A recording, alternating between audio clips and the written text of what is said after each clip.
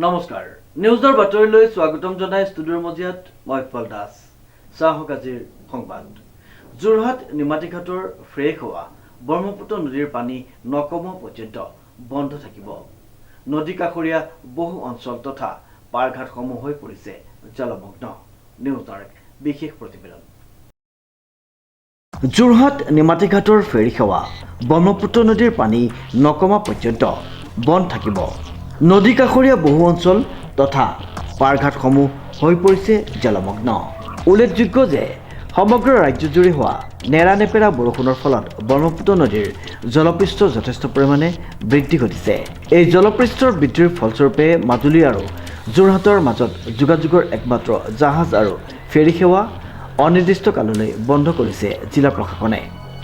আচলতে পানী যেতিয়া জলপৃষ্ঠটো উচ্চ হাৰত বৃদ্ধি পায়, এই সময়খিনিত আচলতে যাতায়াতৰ ক্ষেত্ৰত মূল যিহেতুকে যাতায়াতী ব্যৱস্থাটো হ'ল বৰ্তমানলৈকে আমাৰ যিসকল ফেৰী আছে, যিসমূহ ফেৰী আছে, এই ফেৰীৰ ওপৰতে নিৰ্ভৰ কৰিব লগা হয়। স্বাভাৱিকতে এই সময়খিনিত অলপ জটিল পৰিস্থিতি এটা সৃষ্টি হয় আৰু এই সমস্যাটো আমাৰ নতুন নহয়, এটা পুৰণা সমস্যা। আপোনালোকে জানি ভাল পাব যে ইতিমধ্যে আমাৰ মাজুলীৰ যিখন দলং, মাজুলী যোৰহাট সংযোগী দলং, তাৰো পুনৰ টেণ্ডাৰ হৈছে। গতিকে খুব সোনকালে দলংখন যেতিয়া হৈ উঠিব, 2 এবছৰৰ ভিতৰতে মই ভাবিছোঁ আজি যিটো আপোনালোকে প্ৰশ্ন কৰিছে, এই প্ৰশ্নটো সুধিব লগা এটা পৰিৱেশ বা পৰিস্থিতি নাথাকিব।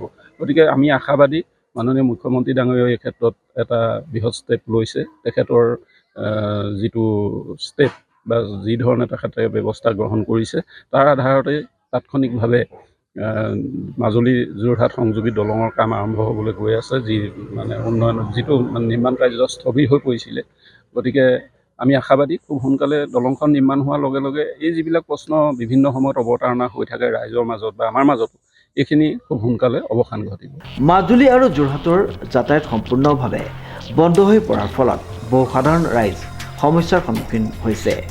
ব্ৰহ্মপুত্ৰ নদীৰ জলপৃষ্ঠ বৃদ্ধি হোৱাৰ ফলত যোৰহাট জিলাৰ নিমাতীঘাটৰ উপৰিও নিমাতী বহু অঞ্চল, বিশেষকৈ নিম্নাঞ্চলৰ বহুকেইখন গাঁও ভয়ংকৰ বাঢ়নী পানীৰ কবলত পৰিছে। বাঢ়নী পানীৰ ফলত স্থানীয় লোকসকলে মাথৰিত বাস কৰিছে। বহু খেতিপথাৰ পানীৰ তলত যোৱাৰ বাবে বৃহৎ ক্ষতিৰ সন্মুখীন হৈছে। ৰাজ্য চৰকাৰৰ তৰফৰ পৰা জনপ্ৰতিনিধি আৰু উদ্ধাৰৰ সৈতে জড়িত বিভাগীয় বিষয়াসকলে উক্ত অঞ্চলসমূহ পৰিদৰ্শন কৰে। তেওঁলোকে স্থানীয় ৰাইজৰ লগত কথা পাতি তেওঁলোকৰ সমস্যাসমূহ বুজ লয়। স্থানীয় ৰাইজে খাদ্য, পানী সহায়ৰ বাবে আহ্বান জনায়।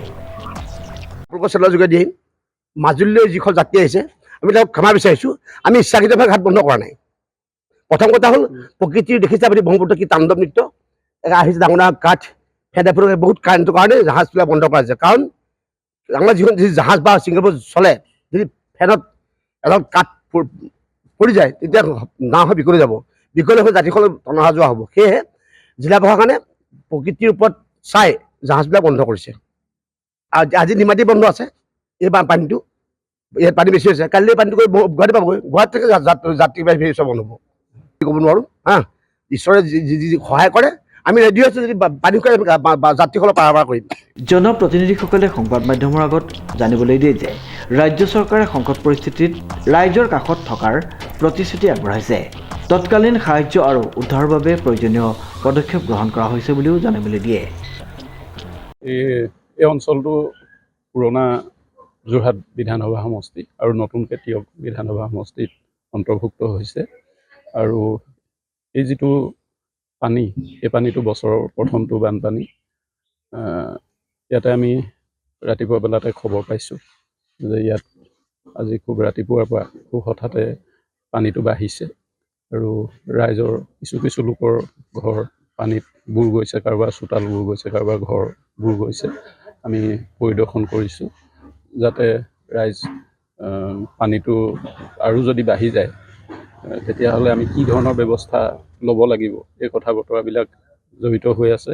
আৰু পুৱাৰ বেলাতে আমাৰ জিলা আয়ুক্ত মহোদয় ইয়াতে আহিছে বুলি আমাক স্থানীয় ৰাইজে জনাইছে। গতিকে প্ৰশাসনৰ লগতে আমি সকলো সতৰ্ক হৈ আছোঁ।